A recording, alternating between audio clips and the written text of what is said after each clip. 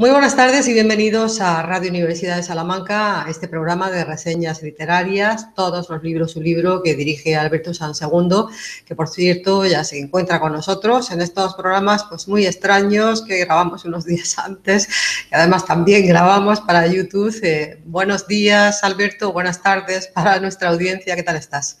Hola, ¿qué tal? Buenos días y buenas tardes, efectivamente. Y habrá alguno que lo oiga por la noche, por tanto, También. a Bueno. desearle buenas noches a quienes nos oigan a esas horas intempestivas. Bueno, unos programas además muy artísticos, los de las últimas semanas. Bueno, nos hemos paseado por Venecia para conocer un poco mejor a Tintoretto y a su pintura. Hemos también hecho un viaje hasta el oeste, ¿no? Con Georgia O'Keeffe. No sé si pronuncio bien, creo que no. Y bueno, y el Museo del Prado, ¿no? Que nos olvidábamos del Museo del Prado y esa visita fastuosa que hicimos al Museo del Prado conociendo las plantas, ¿no? Que se encuentran escondidas muchas veces y que no miramos, ¿no? En esos cuadros estupendos del Museo del Prado.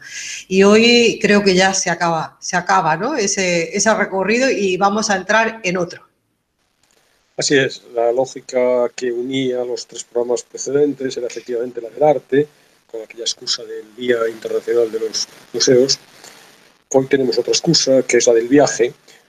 Los 4 programas que quedan por esta temporada de Todos los libros un libro, hoy día 9, 16, el 23 y el 30, los miércoles de junio, serán dedicados a libros que de un modo u otro tienen que ver con el viaje, precisamente, bueno, pues esta circunstancia doble, diríamos, una, la cercanía de las vacaciones, que siempre propician quizá esta expectativa de desplazarnos, de esos días interminables, que nos permiten, nos dan más facilidad a la vacación, la holganza de estas fechas, y a la vez también lo coyuntural, que es que en este caso tenemos muy reciente, vamos a llamarlo así, nuestra liberación con respecto a los movimientos, la impuesta forzosamente por la pandemia, y por lo tanto, pues yo creo que vamos a tener en general todos muchas más ganas que nunca de desplazamiento, ¿no? Y en ese sentido, pues es una invitación al viaje. Van a ser 4 invitaciones muy diversas, como iremos viendo, 4 invitaciones al viaje, ¿no?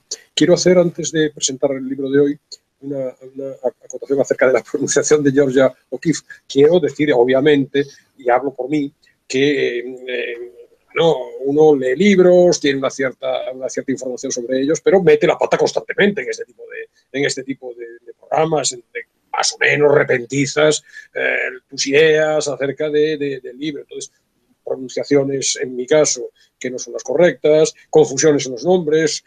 Aprovecho para decir que la semana pasada, en parte del programa, yo hablaba de Arthur Schnitzler, y no es Arthur, sino Alfred. En otros momentos sí que dije Alfred. Quiero decir, vamos a llamarlo la magia, pero a la vez el horror del directo, pues hace que uno, no siendo experto, no siendo un profundo conocedor de ninguno de los temas de los que habla, pues vaya, fallos, no sé si disculpables, porque luego yo soy muy crítico con los errores de los autores, por lo tanto, si soy con ellos, debiera serlo también, y lo soy con mis propios fallos. Simplemente hago el comentario y que sean los oyentes capaces de disculpar las erratas, las deficiencias, las limitaciones que podemos tener. Bueno, yo creo que te van a perdonar, seguro que sí, porque es mucho más lo que se aporta bueno, que esos errores que son mínimos, nimios.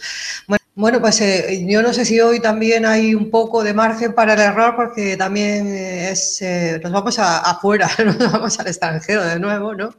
No solamente con el viaje, sino también con el autor del libro, Saul Kelly, Saúl Kelly. Bueno, yo pronuncio Saúl Kelly, no sé cuál será la pronunciación correcta. Sí, es un libro del que yo hablé muy de pasada, hace ya varios meses, cuando presenté aquí El paciente inglés, en su doble dimensión literaria y cinematográfica. El paciente inglés, el personaje principal de la novela de Michael Ondaatje y de la película de Anthony Minghella, está basado en un personaje real, el conde László Almásy.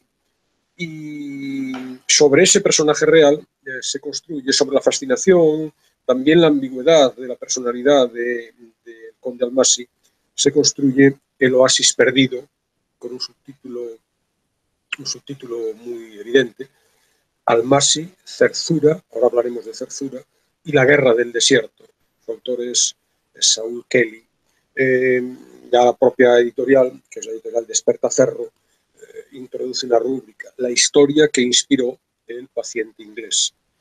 Es un libro escrito en el año 2002 por este profesor, Saul Kelly, es profesor de Historia Internacional en un colegio, bueno, el King College, prestigioso, londinense. Y en España se publicó en 2018 en esta editorial Despertaferro, con ese subtítulo que acabo de comentar, y la traducción de Javier Romero Muñoz. Es una investigación, es un libro, un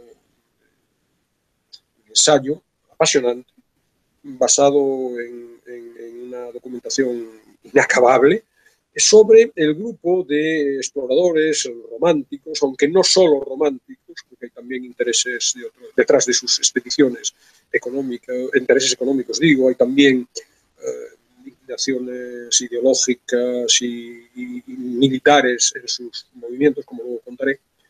Amigos entre sí, de diferentes nacionalidades, un grupo cosmopolita, fundamentalmente británicos, pero también hay alemanes, neozelandeses, italianos, egipcios también, que en los años 30 del siglo XX, financiados por la también prestigiosa sociedad, la Real Sociedad Geográfica de Londres, se lanzaron al desierto de Libia, en una aventura que fundamentalmente es, como digo, arqueológica y geográfica, pero que luego tuvo, y es parte del encanto del libro, del interés, connotaciones políticas y connotaciones bélicas, buscando el oasis de Zerzura, un oasis legendario, que también me referiré dentro de un rato, y de paso rastreando ciudades perdidas, yacimientos inexplorados, civilizaciones desaparecidas, todos ellos de un modo u otro, en algunos casos de modo muy intenso, otros más ligero, pero siempre con la influencia de las historias de Heródoto, que ya hablaba, 450 a.C., hablaba de estos parajes, ¿no? Recordarás que entonces, cuando yo presenté El paciente inglés, un hilo conductor de la novela y también presente en la película es el libro de las historias de Heródoto que llevaba el conde Almasi, el personaje que interpretaba Ralph Fiennes, llevaba en su mochila de viaje, ¿no? El libro tiene, como digo, un enfoque fundamentalmente ensayístico, pero a la vez se lee como una novela apasionante y como tiene un enfoque ensayístico, es un libro académico y este señor, el que escribe, es fundamentalmente un académico y se le nota. Hay una abundante utilización de fuentes, realmente apabullante, ¿no? Hay unos cuantos complementos en el propio libro, aparte de la historia en sí, de la que luego hablaremos. Hay un prefacio que escribió el autor en 2001, firmado en Cambridge, muy interesante. Hay un elenco de los personajes al empezar, que aparece como corresponde a cualquier libro de este estilo con la rúbrica Dramatis Personae. Hay unos cuantos mapas, un par de ellos, muy minuciosos, muy detallados, no sé si se puede apreciar desde ahí, y sí, fundamentales para desenvolvernos en un espacio que es sobre todo desértico, es una especie de laberinto. Estamos hablando, vamos a centrar al oyente, en un ámbito, el nororiental de África, es decir, tenemos al oeste Libia, a su este Egipto, y debajo de Libia, Chad, que tiene un papel menor de la historia, y sobre todo Sudán, debajo de Egipto. En este mundo, que es un mundo, como digo, laberíntico, de oasis, de pozos, de desfiladeros, de dunas, de lechos secos de ríos que pasaron por allí y discurrieron en su momento, también hablaré de ello, colinas que aparecen muy de vez en cuando, grandes construcciones geológicas, mares de arena infinita, pistas polvorientas. Pues en este territorio, en el que orientarse es muy complicado, los mapas que aporta el libro son también interesantes. Hay también una cronología que es muy oportuna, entre 1930 y 1952, recogiendo los acontecimientos fundamentales que ocurren en la zona y que más o menos van a constituir el hilo argumental del libro. Hay además apéndices, ya diríamos, más prácticos, más académicos, pero también interesante. Hay un listado de los muchos acrónimos que se utilizan en la obra, en las 350 páginas de la obra. La presencia de estos acrónimos, sobre todo para referirse a fuerzas militares, para referirse a grupos de investigación o de expediciones geográficas, etc., a veces entorpece un poco la lectura, que insisto, pese a todo, es muy estimulante, ¿no? Aparecen también una bibliografía, esto, resaltando este aspecto académico, con más de 200 títulos de todo tipo, libros, revistas, documentos de archivos, correspondencia, películas, entrevistas, también hablaremos del cine también al final. Hay un índice analítico con más de 1000 entradas. Bueno, todo ello contribuye prácticamente sin haber abierto el libro, sin haber empezado por lo menos a leerlo, darnos cuenta de que se trata de un trabajo, como digo, académico, de un historiador muy solvente, con mucho rigor. Y aparecen también intercalados... Pero con una portada, Alberto, muy comercial, ¿no? Sí, pero esto es lo que iba a comentar. Hay también más de 60 fotografías, y esta es una de ellas, hechas por los propios protagonistas en la época, que, bueno, aparte de permitirnos conocer la fisonomía real de los personajes que luego, estilizados, muy estilizados, son trasladados a la película de Minghella, nos permite conocer la situación de la época. Bueno, no sé si desde ahí se percibe. Sí, se percibe. Vemos ahí un explorador con un nativo, veo en la foto de arriba. Abajo vemos un helicóptero. El aeroplano que tendrá en su momento en la película, también en la obra de Ondazzi, tendrá también un papel importante, los jeeps varados en la arena, de manera que completa, nos permite una inmersión mayor en las peripecias que se nos narran en el libro. Por cierto, todos estos desiertos a los que me he referido, todas estas zonas de Chad, Sudán, etcétera, no tienen que ver con los de la película. La película recrea este espacio. Creo recordar que la película está rodada, las escenas de desierto están rodadas en Túnez, ¿no? Todos estos expedicionarios de los que hablo, toda esta gente rodeada de un aura de leyenda, se reunían, luego hablaré de ello, en un club, crearon una especie de club que se llamaba Club Zerzura. El libro incorpora también, entre esta documentación adicional, incluso el menú original de una cena, el menú, es decir, el documento en el que se incluía el menú de una cena del Club Zerzura el 25 de junio de 1935, y aparece la lista de platos y aparece además, es curioso, las firmas de los asistentes, que son estos expedicionarios de los que luego, encabezados, digamos, por Almasi, de los que luego daré cuenta. ¿Qué comían, Alberto? Bueno, no recuerdo en este momento, lo podemos consultar sobre la marcha, aquí lo tenemos. Cantaloupe Wadi Hamra, entremeses especiales danois, consomé madrileño cálido o frío, caliente o frío en taza, trucha salmonada, estoy traduciendo porque está en francés, trucha salmonada al champán, escalope de... Bueno, cenaban muy bien, desde luego, así por lo que se ve, muy sofisticado el fresas, menú. Costa Azul de postre, y no sé si se puede ver las firmas. Sí, se pueden ver, sí. Todos los expedicionarios. Lo que quiero empezar a contar para trasladar el clima, al trasladar al oyente el clima que respira la obra, es la fascinación de Zerzura. Zerzura como mito, Zerzura como leyenda, ¿no? Eso está también en la película, ¿no? Algo así como la Atlántida, ¿no? A nivel nuestro.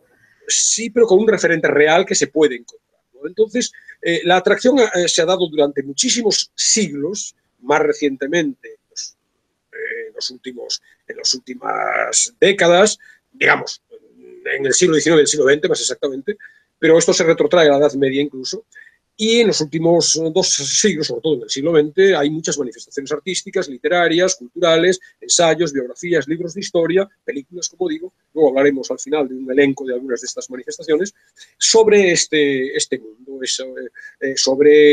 porque tiene mucha atracción, primero el misterio, ¿qué es esto de Zerzura? El oasis de Zerzura, que parece que existe, pero nadie lo había encontrado, pero también la atracción del propio paisaje, estos paisajes inhóspitos del desierto, también la fascinación que suscita siempre estos personajes audaces, intrépidos, movidos por algo que hoy yo creo que está bastante fuera del lugar, no tiene demasiado predicamento en la actualidad. Esto que podríamos llamar muy british, espíritu deportivo, ¿no?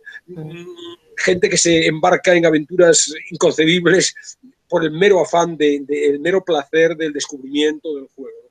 Y a la vez, también el atractivo de Zerzura y del libro, por lo tanto, es este entorno que desde una perspectiva, luego comentaré, geoestratégica, en esos años 30, sobre todo en los años 30, en la última mitad de la década de los 30, con la guerra mundial a punto de empezar, el interés geoestratégico que tiene el norte de África, esa zona oriental, luego, insisto, si tenemos tiempo podré comentar algo acerca de ello, con todo un juego de historias bélicas, claro, pero también traiciones, espionaje, la ambigüedad moral de personas, de individuos que sirven a un gobierno, pero a la vez están vendiendo los espías. Los espías. Claro. Y entonces todo eso es muy interesante, pero se dice en un momento del libro, nos dice el autor, Sean Kelly, por más informativos y a menos que sean esos relatos ficticios y no ficticios de la historia, de la cultura, del cine, ninguno explica la verdadera historia, la de la búsqueda emprendida por Almasi y el resto de exploradores del desierto del legendario oasis de Zerzura. Y en definitiva, esto es el propósito, o postula desde el principio el autor, el propósito del libro. Contar la verdadera historia de esa búsqueda a partir de, reconstruyendo la historia, a partir de entrevistas con los supervivientes, a los que puede entrevistar, y sobre todo, como decía, la infinidad de fuentes de todo tipo, primarias y secundarias, británicas, alemanas, húngaras, egipcias, que hay sobre el asunto. Pues yo creo que nos tienes que contar ya lo que es Zerzura, ¿no? Sí, un mito. Kelly recoge algunos de estos antecedentes. En la Edad Media había muchos textos que hablaban de un oasis escondido. Y el nombre de Zerzura, al parecer, significa oasis de pajarillos, porque zarzar, en árabe, supuestamente es la palabra que identifica a los estorninos, a los gorriones. Por primera vez se menciona en... Yo creo que incluso en algunos sitios, creo que en Andalucía, por ejemplo, se le sigue llamando así, ¿eh? Sí, bueno, esto es zarzar, acabado en R. En R. Claro. Entonces, se menciona, como digo, en el siglo XIII, el gobernador sirio del Fayum, en Egipto, aludía a Zerzura para referirse a una aldea abandonada que supuestamente estaba en el sudoeste, porque la expedición se mueve hacia el oeste, en el sudoeste de ese oasis, ¿no? Luego hay en el siglo XV un tratado de magia, y también nos lo cuenta Kelly, el libro de las perlas ocultas, y se habla de un tesoro, unos tesoros de Egipto ocultos. Además se habla de unos jinn, de unos espíritus que lo custodiaban, y se indicaba en ese libro la manera de vencerlos por medio de encantamientos, ¿no? En ese sentido, en ese libro aparece Zerzura como ubicado en un wadi. Los wadis son los valles y los cauces secos de los ríos, en la ciudad de Guardabaja, y lo describe, y es muy poético, describe Zerzura como una ciudad blanca como una paloma, en su puerta hay grabada un ave, coloca con tu mano la llave en su pico y abre la puerta de la ciudad. Entra y hallarás grandes riquezas, y al rey y la reina durmiendo en su castillo. No te acerques a ellos y llévate el tesoro. Como ves, leer solamente este texto ya te dan ganas de salir a buscar Zerzura por tu cuenta, ¿no? Sí. Pero estamos rodeados además de la aura mítica que genera la época, ¿no? Siglo XV, siglo XVI. La primera referencia que aparece en Europa a Zerzura nos la cifra Kelly en el año 1835 a partir de una figura que es también legendaria, un explorador y pionero de la egiptología, Sir John Garner Wilkinson, que tiene noticia de un lugar, un oasis, Wadi Zerzura, que está en el suroeste de Egipto, cerca de Libia y de las fronteras con Libia y con Sudán, aunque Libia y Sudán en esa época no existían como tales. Como Libia y como Sudán. Claro, como países. Y según Wilkinson, habría sido descubierto el lugar en 1826, descubierto entre comillas, por un árabe de los muchos magrebíes que bajaban a la zona a procurarse esclavos. Supuestamente este árabe perdió un camello y en su búsqueda del camello extraviado dio con ese lugar, ¿no? Como ves, las connotaciones de enigma, de misterio, este halo de vaguedad atrayente, ¿no?, rodean al lugar, y esto ya desencadenó que en el siglo XX pues, el interés irrefrenable realmente de viajeros, de expedicionarios, de geógrafos, de arqueólogos. Y en el libro se nos recogen tres antecedentes muy significativos, ¿no? Hay por un lado un alemán, Gerhard Rolfs, que fue soldado de la Legión extranjera francesa y fue el primer europeo en cruzar África desde el Mediterráneo hasta el Golfo de Guinea. En 1874 intentó alcanzar, bueno, Kufra, que es la ciudad, el poblado más cercano a donde se suponía que estaba el oasis. Tuvo que desistir porque ante la imposibilidad de avanzar en los enormes, imponentes cañones de arena, tuvo que dejarlo. Se nos habla también de un funcionario egipcio, Hamed Hassanein Bey, que era un esgrimista experto, que participó en 1924 en los Juegos Olímpicos de París y que era un dirigente de la clase aristocrática, diríamos, dominante en Egipto, y que también tuvo que dejarlo enfermo el proyecto después de muchos intentos por las penalidades que suponía. Y es curioso también la tercera presencia en este sentido de alguien ya en el siglo XX, que es una mujer. Rosita Forbes era una escritora de viajes británica, era hija de una terrateniente de Lincolnshire y era una amazona intrépida, que nos dice Kelly que para consolarse por el fracaso de su primer matrimonio con un coronel gruñón y adúltero, se fue de viaje. Había marchado a Oriente en busca de aventuras y romance. Rosita acompaña a Hassanein Bey de entrada y luego sigue sola cuando el egipcio se enferma, ¿no? Entonces, bueno, es muy curioso su personaje, una exploradora un poco alocada, bastante alocada, muy bella. Estuvo a punto de morir de sed varias veces, sufrió emboscadas, también intentaron asesinarla y recibió amenazas muchas veces por parte de las tribus locales. Hubo que rescatarla in extremis de muchos incidentes, caídas del camello, se fracturó una clavícula, se perdía constantemente porque nos dice Kelly que la describe como alguien absolutamente falto de pericia, carecía de los mismos conocimientos necesarios. Kelly dice literalmente, habla de su lamentable uso o manejo de la brújula, ¿no? Y esa a la vez atrevida y arriesgada, pero cuenta Kelly que esas características, no demasiado propicias para la aventura, se compatibilizaban con otras que sí lo eran. Y ella nos dice Kelly que era muy, muy ducha en moverse en los salones mundanos de la sociedad del Cairo. Y ahí sí que se cuentan por decenas sus triunfos, ¿no? Y bueno, yo creo que el personaje, no sé, no he investigado, ¿no? Pero el personaje da para un libro y para una película, seguramente. Entonces, bueno, a partir de ahí, a pesar de estos personajes, todos fallan, no logran, fracasan en sus propósitos y, por lo tanto, mantiene Cerzuda ese misterio hermético durante, insisto, estamos hablando de los primeros 30 años del siglo pasado. Entonces, lógicamente, atraídos por toda esta variedad de estímulos, se multiplican las expediciones, se amplía progresivamente el radio de acción, se abren pistas, y todos a partir de las referencias, como decía, del libro de las historias de Heródoto. Saul Kelly habla de ellos, de estos expedicionarios, de esta multiplicidad de aventureros, como detectives del desierto. Y es muy atrayente también la idea, ¿no? Esta idea, bueno, que en definitiva todo arqueólogo, en cierto modo, es un detective del pasado. Estos son detectives del desierto, obsesionados, nos lo dibuja así, por encontrar huellas de ese ideal ambicioso y a lo mejor inexistente en realidad. Seguramente inexistente, Alberto. Fíjate que, claro, ya en fechas, estoy hablando de finales de los años 20, principios de los años 30, los intentos se multiplican y la frustración también. Cerzuda no acaba de aparecer. Dice Kelly, tan pronto como un explorador revelaba una pista prometedora en un número de la revista de la Real Sociedad Geográfica londinense, que parecía relacionar Cerzuda con un lugar concreto, en el número siguiente aparecía otro artículo escrito por algún otro explorador que le contradecía y citaba una fuente que lo situaba este oasis en otro punto, ¿no? De hecho, a mediados de los años 30, dice Kelly, la existencia del oasis perdido de Cerzuda no era más real que la de la piedra filosofal. Incluso algún documento de la época alude a Cerzuda como el recuerdo de las viejas historias de un anciano. Date cuenta que, bueno, son los mitos también que nos definen como colectividad, ¿no? También los mitos hacen falta.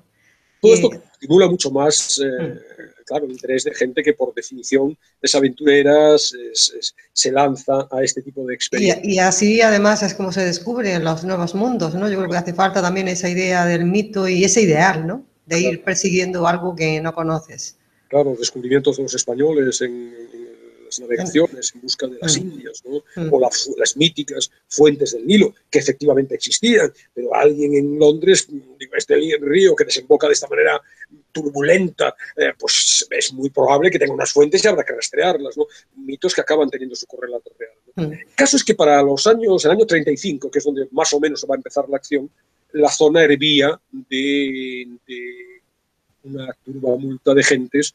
Yo recuerdo, me venía a la cabeza mientras leía el libro una frase que recuerdo de hace mucho, de Anatole France, que decía que hubo un tiempo en el que el desierto estaba lleno de anacoretas, ¿no? Bueno, pues el desierto en este caso estaba lleno de aventureros, de aristócratas, de mujeres mundanas que se buscaban la vida, de espías, de agregados comerciales, de bailarinas sensuales de la danza del vientre que operaban en los hoteles lujosos del Cairo, de empresarios, de cazadores, de vividores, de militares, turistas y, por supuesto, lugareños de toda condición.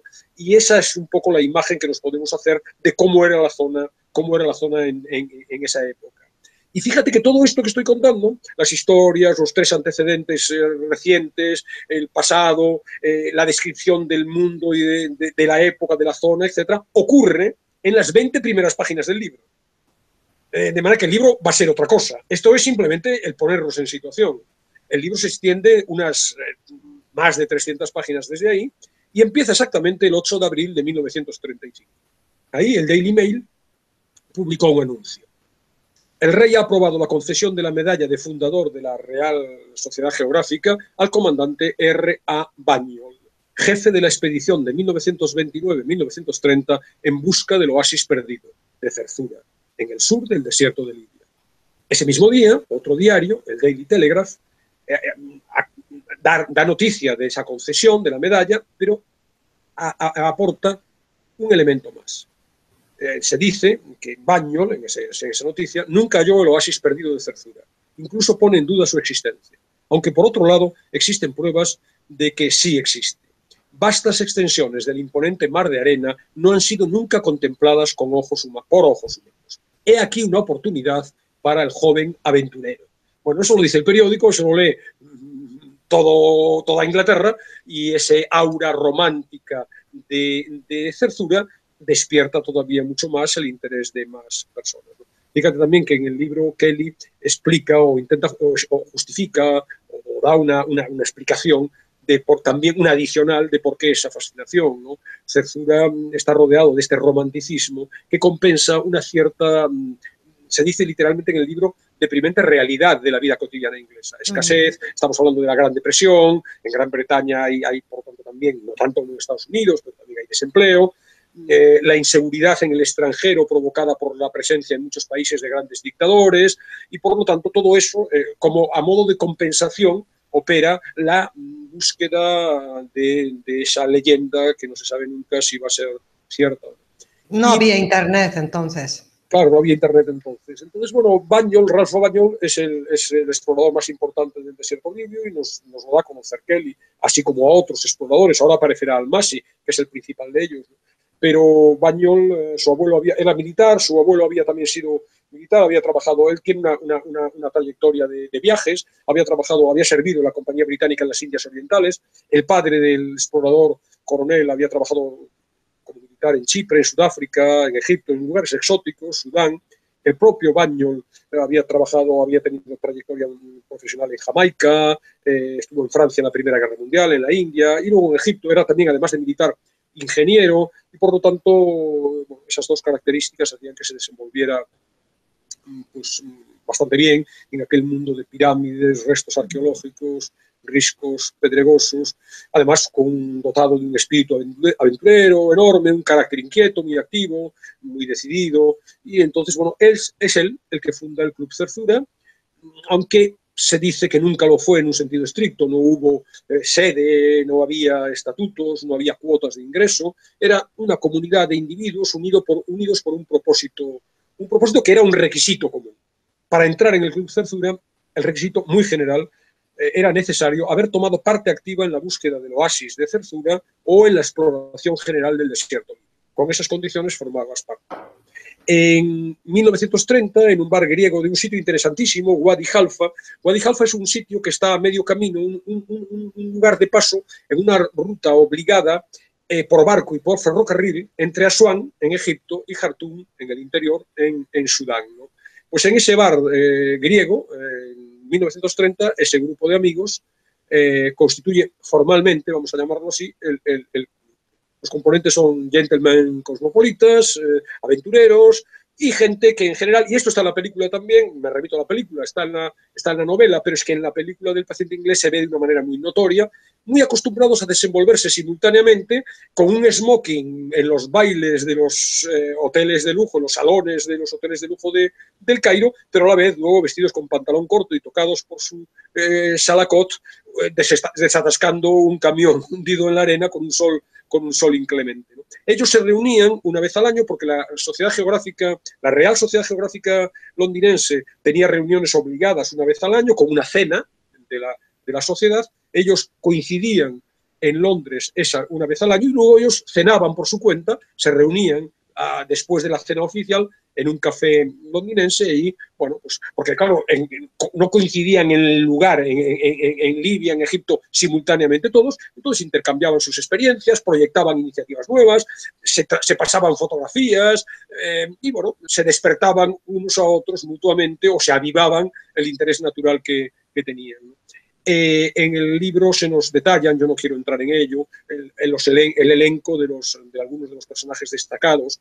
Hay británicos, hay alemanes, hay italianos. En el caso concreto de los británicos sí quiero resaltar, sobre todo para quien tenga en su memoria la película, se nos mencionan a Sir Robert y Lady Dorothy Clayton East Clayton, que son la pareja que inspira los personajes de Geoffrey y Catherine Clifton en la película del paciente inglés, en la novela y en la película.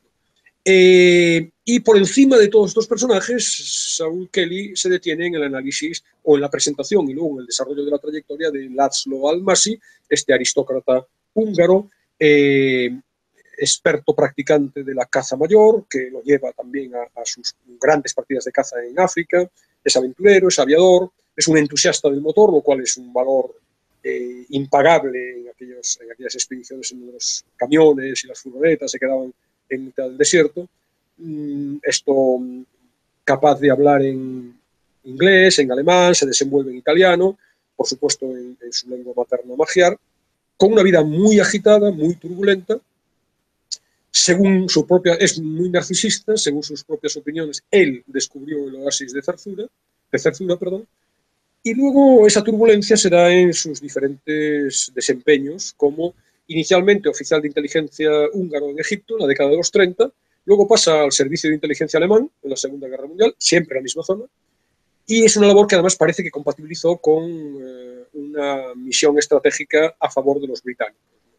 Cuando termina la Guerra Mundial, lo capturan los soviéticos, es encarcelado, lo liberan 2 años después, lo liberan en el 47 los británicos, el espionaje británico. Como ves, no se sabe muy bien al lado de quién está. Acaba siendo responsable del Instituto del Desierto egipcio, poco antes de su muerte. Y bueno, todo esto, las ambigüedades de su figura, un extraordinario don de gentes, atenta a esto porque, claro, choca absolutamente con la imagen que tenemos a partir de la novela y la película. Se nos califica así en el libro, homosexualidad depredadora, que ejercía abiertamente sobre muchachos y adultos. Su oscura atracción por la nigromancia, por todas estas artes, por la astrología, y date cuenta que todo esto estamos en Egipto, ¿no? Entonces toda esta vinculación con el ocultismo pues es quizá un caldo de cultivo, ¿no? Luego, muy entregado a rituales homoeróticos. Su cercanía innegable al fascismo, esta condición también más que probable de al menos espía doble, lo hacen absolutamente alejado de este retrato estilizado, romantizado, totalmente poético que tenemos cuando vimos la película, claro. Cuando vemos la película. El personaje de Ralph Fiennes obviamente no tiene, más allá de los pantalones cortos, que efectivamente son similares, todo más realmente no se parece. Bueno, qué libro más interesante, Alberto. ¿Y cómo lo cuenta? Supongo que también lo cuenta muy bien, ¿no? Saul Kelly.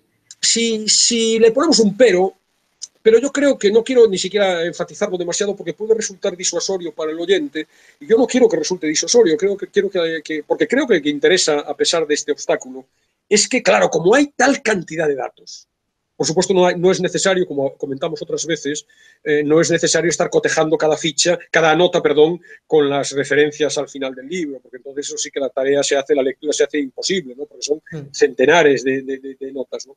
Pero sí, como hay muchas referencias técnicas, sobre todo cuando entramos, y ahora lo comentaré, en la parte bélica del asunto, a cuerpos militares, a destacamentos, además los nombres, como son tal cantidad de personajes, incluso orígenes lingüísticos muy distintos, alemanes, italianos, etcétera, eso puede quizá entorpecer la perfecta ubicación mental del lector en cada momento de la trama. Las operaciones, las expediciones que se multiplican, las referencias, incluso añadimos el árabe, las referencias originarias en el idioma originario a los lugares, los wadis, los oasis, los puntos de encuentro, etcétera.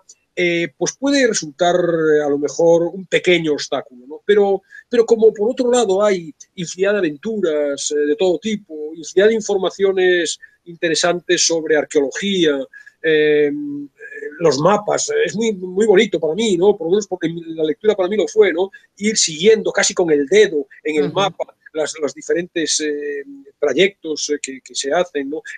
Ellos se mueven, estos expedicionarios, cerzuran, pero también buscan las huellas del ejército, un ejército también legendario, mítico, del rey Cambises, ¿no? Que son hazañas legendarias que recoge Heródoto, ¿no? Entonces descubren pinturas rupestres, y esto es muy interesante, está en la película, ¿no? En gargantas que es aparentemente inexplicable, ¿no? Porque son gargantas excavadas hace miles de años por las lluvias, unas lluvias que hoy parecen imposibles en un desierto, ¿no? Se encuentran grutas, y hay una escena fundamental de la película y también de la novela que se desarrolla en esta gruta, que albergan dibujos e imágenes de nadadores. Claro, fíjate que en la Edad de Piedra se habían utilizado... En ese caso sí es un detalle real, ¿no? Esto que aparece en la película sí es real. Claro, son cisternas naturales de agua de lluvia que en su momento, insisto, en la Edad de Piedra, se utilizaban para recoger el agua, en donde la gente nadaba en lo que hoy es una zona absolutamente desértica, ¿no? También en la narración es muy interesante todo lo que tiene que ver con el descubrimiento estrictamente arqueológico, es decir, vasijas, cerámicas de siglos pasados, los restos geológicos. Hay una información muy curiosa. Hay unos cristales de sílice que aparecen del Paleolítico de 28 millones y medio de años, procedentes quizá, aquí hay la duda, de la cola de un cometa que no llegó a impactar contra la Tierra. Toda esta profusión de datos muy variados hacen que la lectura, más allá de la historia de estos personajes, la historia de espionaje y bélica que ahora contaré, pues hacen que la lectura sea muy atractiva. Aparecen fósiles de animales marinos. 8.000 años atrás, en estos wadis, en estos cauces secos de los ríos, fluían ríos impetuosos en los que abrevaban jirafas, elefantes, o inimaginable, una fauna de cocodrilos que no se puede imaginar. Entonces hay también restos de fósiles de animales y se nos va dando cuenta de todo esto. Y también los diferentes enfoques, vamos a decirlo así, o planteamientos de los distintos trayectos, en coches, en camiones, en aeroplanos, en avionetas, a pie, en bicicleta. Entonces, por cierto, uno de los viajes que yo hice a África, conocí a un chico suizo muy joven y muy arriesgado que había atravesado desde Suiza hasta Costa de Marfil, hasta Abiyán, que fue donde yo lo conocí, había atravesado en bicicleta todo el desierto del Sáhara, ¿no? Por tanto, no es una cosa solamente... Bueno, todavía sigue habiendo aventureros, ¿no? Sí, efectivamente, sigue habiendo aventureros. Entonces, bueno, todo este tipo de cuestiones que van aflorando en la lectura es muy interesante para acabar confluyendo, y es quizá desde el punto de vista de la extensión del libro, la parte del libro que más ocupa es lo bélico, la guerra y el papel, como anticipaba hace un rato, de la zona, de la ubicación, como un espacio de un altísimo valor estratégico, ¿no? Bueno, y que ha seguido siendo fuente de conflictos en años posteriores. Claro, pero fíjate que, claro, estamos hablando de la segunda mitad de la década de los 30, con la Segunda Guerra Mundial empieza en el 39, y ahí tenemos, claro, cómo vamos viendo el desplazamiento de la historia, cómo las iniciales finalidades culturales, antropológicas, acaban perdiéndose y van dando paso a lo estrictamente militar, ¿no? Por cierto, la sociedad de Zerzura era cosmopolita y pertenecientes a países que luego, claro, van a estar enfrentados, ¿no? Y por tanto esas amistades, esas relaciones, en algunos casos se van a deteriorar, van a quebrarse. van a quebrarse, ¿no? Entonces, fíjate, Zerzura está en un punto muy estratégico, ¿no? Es un vértice que une Egipto y Sudán, por un lado, en Oriente, y luego al oeste, Libia, ¿no? Egipto y Sudán en ese momento están bajo el protectorado británico y por tanto son fuerzas aliadas, pertenecen al bando aliado. Libia, en cambio, está dominada por Italia. Italia es el fastidio de Mussolini y por tanto son las fuerzas del eje. Entonces, ese enclave es fundamental, porque además la pretensión de Italia de tomar desde Libia el resto de esa parte oriental de África tiene una connotación estratégica muy importante, que incluso desde el presente más actual hoy se puede entender mejor, que es conseguir el acceso al canal de Suez, ¿no? Y por tanto el canal de Suez es la forma de transportar tropas sin necesidad de dar toda la vuelta a África. Por lo tanto, el valor estratégico es fundamental. Ahí lo que se está defendiendo es, por parte de los británicos y por tanto de los aliados, impedir que las fuerzas alemanas y las fuerzas italianas tengan un acceso fácil al canal de Suez. Por cierto, digo que cómo podemos darnos cuenta de la importancia estratégica de ese lugar a partir de la actualidad. Todavía hace, no recuerdo cuánto, un mes y medio, nuestros oyentes recordarán aquel gran barco de carga que quedó varado en el estrecho y que impidió, provocando consecuencias graves desde el punto de vista de la economía mundial, provocó las colas interminables de otros barcos que utilizan ese trayecto rápido, digamos, muy rápido en relación con el tener que desplazarse bordeando África, utilizan ese trayecto como vía de comercio, ¿no? Entonces, ese lugar es muy importante y confluyen ahí tropas italianas, inundando la región para convertir en realidad ese sueño de Mussolini de crear un imperio en África. Están los Africa Corps, los cuerpos africanos de Rommel, un personaje también mítico, el zorro del desierto, que quiere también, además, no solamente la salida hacia Suez, sino hacia el Mediterráneo, la posibilidad de dominar el frente sur del Mediterráneo, con el control sobre Oriente Medio. Luego están los británicos queriendo defender su posición de dominio en el canal de Suez y bueno, ahí Almasi y los expedicionarios, en general todos los exploradores del Club Zerzura, pero en particular Almasi, son personajes de un valor incalculable. Claro, porque lo conocen todo. Claro, lo conocen, La información. Tienen toda la información. Conocen el lugar, han hecho mapas en sus expediciones geográficas, han hecho mapas de la zona, tienen familiaridad con el idioma, tienen familiaridad con las gentes y por lo tanto el libro desemboca en, por un lado, la historia objetiva de la guerra y el papel que estos personajes, singularmente, insisto, Almasi, desempeñaron en esas acciones bélicas. Un clima, como puedes imaginar, de sospechas, de paranoias, de desconfianza entre unos y otros. Quienes habían sido amigos hasta hace un rato acaban siendo enemigos. Algunos siguen siendo amigos a pesar de convertirse en adversarios. Y el libro se convierte también aquí en una sucesión electrizante de episodios, de operaciones, de movimientos de tropas, de gentes, de espías, de diplomáticos y infinidad de operaciones, incursiones, dobles juegos, maniobras de distracción, avances, retrocesos, conexiones radiotelegráficas, bombardeos, ametrallamientos, batidas, razzias y tomas de poblados, interrogatorios, intrigas, de manera que se convierte también en una novela, en una novela, no es una novela, pero la leemos como una novela de acción bélica muy interesante. Bueno, pues fíjate todo lo que ha dado de sí un mito de la época de Heródoto, ¿no? Fíjate todo lo que ha dado de sí para este libro que se adivina interesante, de verdad. Sí, lo es, y mucho. Y luego hay también, para casi terminar, por lo menos por mi parte,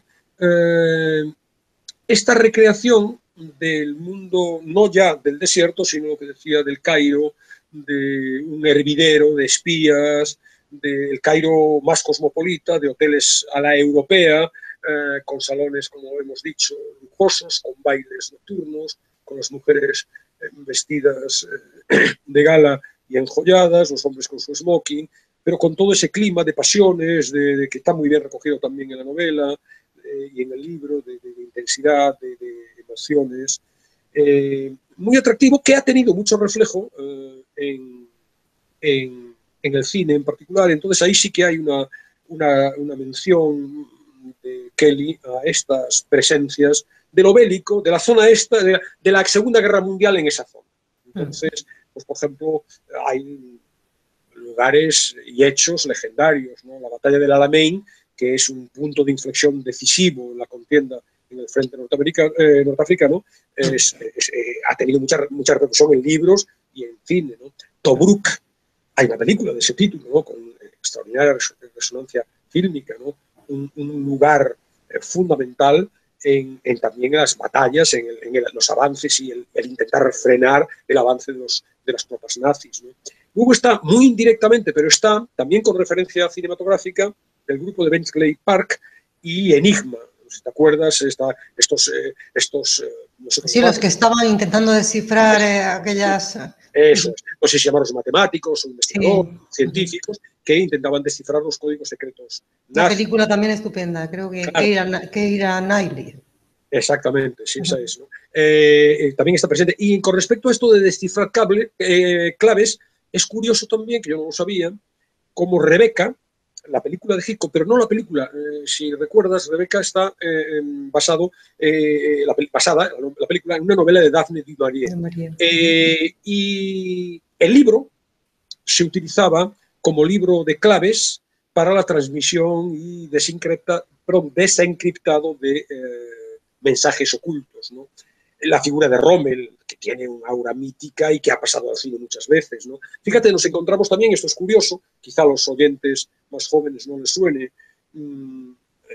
aparece un jovencísimo activista, en su momento activista, muy proclive al eje, es decir, Italia, Alemania. Fascistas, Anwar el Sadat, un personaje que luego llegó a ser presidente de Egipto. Y bueno, está todo esto, el Nilo, la naturaleza desolada, la inmensidad del desierto, las tormentas de arena, el calor, todo eso que ha tenido una repercusión cinematográfica muy grande, nos traslada, el autor nos traslada a ese escenario. Y en ese sentido lo enlazo con este ciclo que hoy empezamos de viajes, ¿no? Porque dan ganas de marcharse, claro. Sí, pues quién pudiera. Pues claro. ¿Quién pudiera, Alberto, hacerse un viajito? Yo tengo muchísimas ganas de conocer el Cairo y bueno, yo lo he pensado ya muchas veces y sí que me encantaría conocer el Cairo. Recuerdo que algún año hice ya la idea de ir, yo creo que sabes que algún año ha habido algún terremoto también, se han producido muchos atentados en el Cairo y aquel año fue precisamente uno de esos. Claro, y es verdad que cuando uno en su propia... con carácter general, pero también en su propia subjetividad, rodea un lugar de este aura de legendaria, de romanticismo, de leyenda, ¿no? Como digo. Es verdad que en gran parte se debe a una nostalgia del pasado, y por tanto cuando uno llega ya no es así. Es decir, los lujosos hoteles del Cairo han sido derruidos, los lujosos y fascinantes hoteles del Cairo han sido derruidos. Ahora tenemos bloques de hormigón más o menos bonitos. Si uno va a ver las pirámides, doy por hecho que en los años 30 la experiencia tiene que ser totalmente distinta que la que yo no conozco Egipto, ¿no? Pero que la que puede producirse en este momento. No te digo nada si, como aludes, hay atentados terroristas y por lo tanto los turistas van en autobuses, en caravanas de autobuses custodiados por vehículos militares. Es decir, todo este encanto, toda esta magia, todo eso, está en gran parte debida o es en gran parte debida a la leyenda. Y la leyenda es pasado. En cuanto digamos, es presente. Y el presente no suele... No, siempre hay algún lugar de esas ciudades, Alberto, que llega uno y dice, aquí está ese aura mágica que yo siempre he soñado que tenía este país o esta ciudad. Siempre hay algún lugar en especial en el que sí que puedes encontrar ese momento de magia y que te lleva pues a esa visión que tú tenías del sitio. Sin duda, ¿no? Pero fíjate también que me interesa esta idea, porque está en el libro también, en qué medida el oasis de Zerzura funciona como metáfora de la construcción ideal que todos hacemos, o de un pasado, o de unos lugares que en realidad no existen. No me resisto, a pesar de que estamos al final y nos correspondería un texto convencional, que no sé si habrá tiempo para leerlo también, no me resisto a leer un pequeño fragmento del libro en donde Saul Kelly transcribe las palabras de Bagnol a propósito de Zerzura. Decía el expedicionario, me gusta pensar en Zerzura como una idea que no podemos describir con una palabra. Algo que espera a ser descubierto en algún lugar remoto e inaccesible si uno es lo suficientemente arrojado como para intentar su búsqueda. algo indefinido, con contornos diferentes según el individuo que lo piense. Para un árabe puede ser un oasis o un tesoro oculto. Para un europeo, un yacimiento arqueológico, una nueva planta o un mineral, o simplemente el anhelo de encontrar algo todavía desconocido. Me gusta esta idea de como el anhelo, como el sueño, como una quimera. Construimos quimeras. Un viaje, en cierto modo, un viaje. Intento distinguir entre un viaje y turismo. Probablemente ya no nos queden demasiadas posibilidades de un viaje. Pero un viaje, ¿qué es sino la construcción de una quimera? En tanto que es una quimera, en cuanto la contrastamos con la realidad, deja de ser una quimera y desaparecen las connotaciones de sueño, de ideal, de construcción. Es evidente que, como dices, logramos encontrar en una calleja, logramos encontrar en la conversación con alguien, logramos encontrar en un bar o en un paisaje un rastro, quizá muy vago, algo evanescente, de eso que hemos querido construir. Y, en definitiva, yo voy más allá. ¿Qué es la vida sino la construcción de quimeras? Luchamos, buscamos en todo momento nuestros sueños. Y en ese sentido, el libro... Es vivir, al final vivir, Alberto, es un estado de ánimo al que se llega, ¿no? Precisamente por ese encuentro que comentabas. Y por eso digo que el libro, en ese sentido, tiene una dimensión adicional, que es esta, que es muy bonita, ¿no? Esta dimensión, quizá, de romanticismo, en el sentido más fuerte de la palabra, ¿no? Entonces, bueno, por todas estas razones, como mero impulso para un viaje real, pero también como una posibilidad de adentrarse a través de las páginas del texto en un universo que atrae por muchos motivos, yo recomiendo la lectura de El oasis perdido, Almasi, Zerzura y La guerra del desierto de Saúl Kelly. Muy bien, y lo acompañamos además de buenísima música, como siempre, ¿no? Sí, voy a coger música del Paciente Inglés. Por cierto, voy a barrer para casa de nuevo. En Buscando Leones en las Nubes, el otro programa mío en Radio Universidad de Salamanca, dediqué, creo que fue en el mes de marzo, febrero, marzo, 4 programas a textos del Paciente Inglés, la novela, con música relacionada tanto con el desierto, en los 2 primeros programas, como más este mundo cosmopolita del jazz de los años 20 en los programas, en el programa tercero y en el cuarto. Where or When es un clásico del jazz que se interpreta, en la película la interpreta The Shepherds Hotel Jazz Orchestra, la orquesta de jazz del Hotel Shepherds, que es el lugar en el que se desarrolla gran parte, más allá de las escenas, digamos, del desierto, gran parte de la vida mundana, del encuentro romántico entre el conde Almasi y Catherine Clifton. Es una versión espléndida. Bueno, hay infinidad de versiones, de las grandes divas del jazz de toda la vida han versionado Where or When, pero esta es una versión muy bonita, orquestal, y que podemos, si quieren nuestros oyentes, yo les invito a imaginar, si han visto la película, a la pareja protagonista bailando al son de las notas de Where or When. Sí, pero eso será que imaginen después de que escuchemos un fragmento de este libro que nos presentas hoy, de Saúl Kelly, El oasis perdido. Sí, pues voy a leer un texto también, bueno, que hace referencia a Zerzura y la conexión con Heródoto, también para despertar el interés aún más, espero que se pueda despertar aún más el interés. Muy bien, pues te escuchamos ya. El antiguo historiador griego Heródoto fue uno de los primeros en referir, hacia el 450 a.C., la inhóspita vastedad del desierto libio. La parte interior, más allá de la costa y de los pueblos de que está sembrada, es madre región de fieras propiamente, a la cual sigue un arenal del todo árido, sin agua y sin viviente que lo habite. Este desierto sin vida, el más extenso sobre la Tierra, se extiende desde las orillas del Nilo hacia el oeste a lo largo de 1.200 kilómetros y en dirección sur por la misma distancia desde la costa del Mediterráneo. El desierto de Libia tiene aproximadamente la misma forma y tamaño que el subcontinente indio. En esta inmensa región, las lluvias son muy infrecuentes y la superficie es demasiado estéril como para que pueda crecer vegetación que permita sostener vida animal o humana. El sol brilla la mayor parte de los días, ardientemente caluroso en verano, pero apenas templado con los vientos del invierno. Las temperaturas invernales pueden ser bajo cero y de 50 grados centígrados a la sombra las estivales. Un antiguo proverbio árabe dice: cuando Dios creó Sudán, se echó a reír. Millones de años de temperaturas extremas han quebrado y triturado los depósitos de rocas calizas y arenisca. El viento ha barrido los restos para dejar un paisaje extraño, desolado, lunar, con imponentes mesetas de rocas melladas que se alzan sobre inacabables planicies de pedregales pardos. Se han formado grandes sistemas arenosos, de largas vetas que cubren amplias porciones del territorio, el mayor de los cuales es el gran mar de arena. Dispersas a intervalos irregulares, con frecuencia de varios centenares de kilómetros, se hallan las depresiones de los oasis, por lo general rodeadas de acantilados y lo bastante profundas como para acceder a la cuenca artesiana, la única fuente de agua permanente en este territorio. La mayoría de oasis son pequeños, poco más de 1 kilómetro cuadrado o menos de vegetación, y carece de presencia humana, pero permiten la vida a unos cuantos animales, zorros y jerbos o ratas del desierto, varios lagartos y alguna que otra serpiente. En los inmensos espacios que separan los diminutos oasis no hay vida en absoluto, y nada, excepto las dunas, se mueve.